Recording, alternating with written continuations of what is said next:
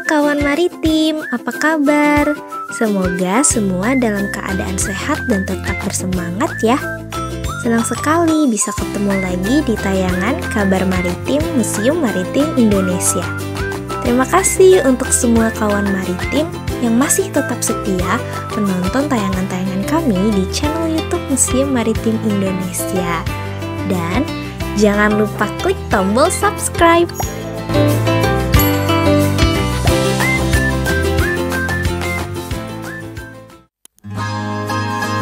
Hari ini kita akan ajak kawan maritim berlayar sedikit ke arah timur Pulau Sumatera, ke sebuah pulau yang tidak hanya dikenal karena pasir putih dan laskar pelanginya, tapi juga karena kisah-kisah lautnya yang menarik.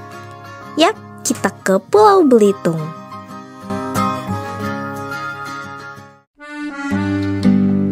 Pulau Belitung bukan hanya cantik secara alam, tapi juga punya sejarah maritim yang panjang. Sejak zaman Kerajaan Sriwijaya, Belitung sudah jadi bagian dari jaringan perdagangan laut Asia Tenggara. Letaknya yang strategis menjadikannya titik persinggahan kapal-kapal dagang yang membawa rempah, hasil bumi, dan barang-barang dari seluruh penjuru Nusantara bahkan mancanegara.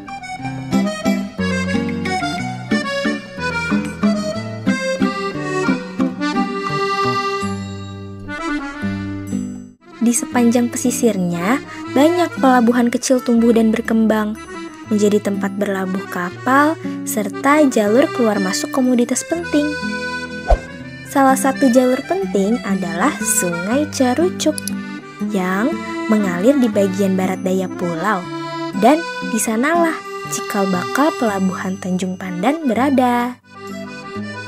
Nah, bicara soal pelabuhan Tanjung Pandan sendiri, keberadaannya sudah ada sejak masa kolonial Hindia Belanda. Saat itu, pelabuhan ini masih sangat sederhana, berupa dermaga kayu yang digunakan untuk aktivitas bongkar muat hasil tambang, terutama timah yang merupakan komoditas utama Belitung yang sangat diminati pasar global.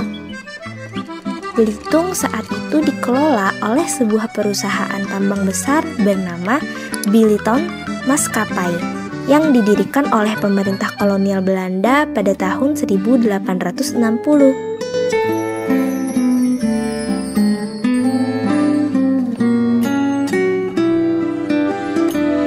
Selama bertahun-tahun, pelabuhan Tanjung Pandan jadi titik vital dalam kegiatan ekspor timah. Kapal-kapal besar dari Eropa, terutama Belanda, keluar masuk membawa timah mentah dari Belitung menuju Rotterdam dan juga kota-kota industri lainnya. Peran pelabuhan ini sangat penting dalam rantai logistik internasional yang menjadikannya sebagai salah satu nadi ekonomi utama Belitung pada masa itu.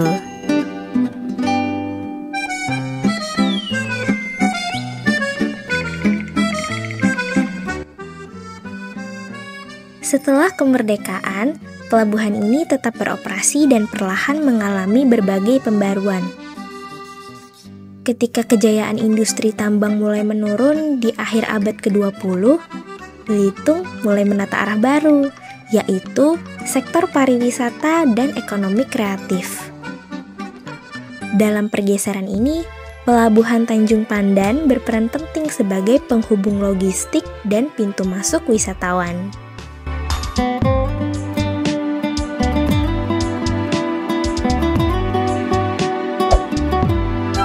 Transformasi makin terasa sejak diresmikannya Terminal Penumpang Pelabuhan Laskar Pelangi pada 11 Juni 2011. Terminal ini dibangun untuk mendukung geliat pariwisata di Belitung dan dinamai berdasarkan novel terkenal karya Andrea Hirata, yaitu Laskar Pelangi, di mana novel ini mengangkat cerita lokal Belitung ke panggung nasional dan internasional.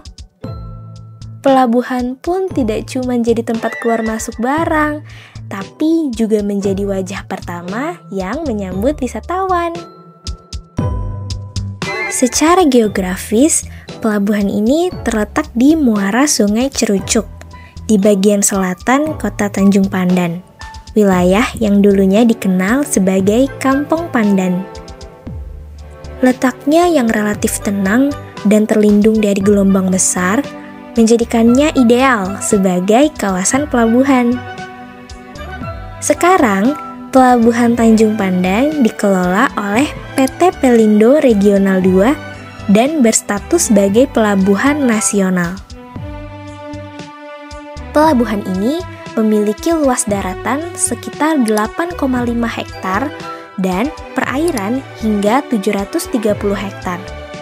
Fasilitasnya meliputi dermaga sepanjang 395 meter, lapangan penumpukan barang seluas 9.790 meter persegi, serta terminal penumpang. Aktivitas utama di pelabuhan ini cukup beragam. Dari sisi logistik, pelabuhan melayani bongkar muat barang curah kering seperti cangkang sawit, batu bara, dan biji sawit. Selain itu, juga ada pengiriman general kargo seperti besi, keramik, kaolin, hingga tiang pancang. Tak hanya itu, pelabuhan ini juga melayani kapal penumpang reguler serta kapal pesiar kecil yang mulai bersandar membawa wisatawan. Nah, yang gak kalah penting, pelabuhan ini juga mendorong pemberdayaan masyarakat lokal. Banyak warga yang kini terlibat dalam ekosistem pariwisata maritim, mulai dari membuka homestay, jadi pemandu wisata, hingga menjual kuliner khas seperti mie Belitung, gangan, dan kopi legendaris seperti Kongji. Jadi, pelabuhan ini tidak cuma tempat logistik, tetapi juga menjadi penggerak ekonomi rakyat. Kedepannya, Pelabuhan Tanjung Pandan diharapkan semakin memperkuat perannya sebagai hub transportasi laut antar pulau. Pemerintah daerah dan Pelindo merencanakan pengembangan dermaga, perluasan terminal penumpang, digitalisasi layanan, serta pembukaan jalur pelayaran wisata. Salah satu rencana menarik adalah membuka jalur pelayaran wisata antar pulau yang menghubungkan pelabuhan ini dengan Pulau Lengkuas, Pulau Batu Berlayar, hingga kawasan geopark di utara Belitung.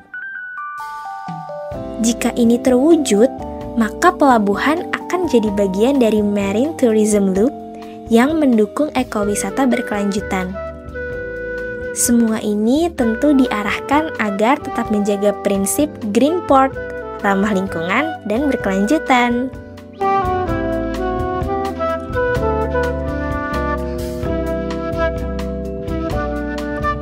Itu dia cerita kita hari ini. Nah, kalau kawan maritim punya kisah menarik tentang pelabuhan di kota kalian, boleh banget share di kolom komentar. Terima kasih ya untuk semua kawan maritim yang masih tetap setia menonton tayangan-tayangan kami di channel YouTube Museum Maritim Indonesia. Aku, kamu, cinta maritim. Kawan maritim.